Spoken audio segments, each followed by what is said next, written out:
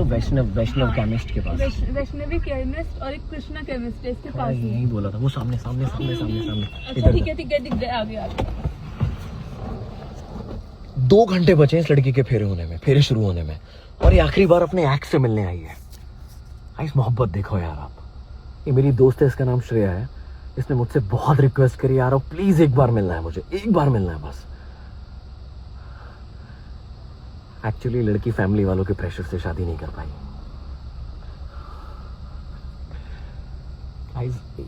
ये है सच्ची मोहब्बत, जो कहते हैं ना, ये जो मुकम्मल नहीं हो पाई।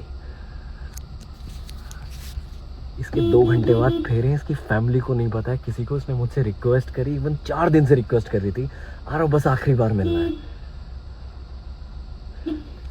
भाई आ जाओ यार, आ जाओ।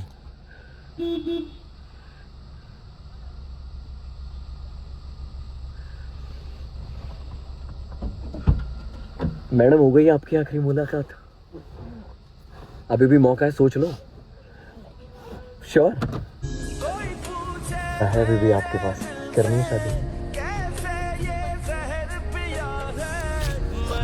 एक बार और देख ले, पीछे खड़ा है, देख ले पलट के उसे।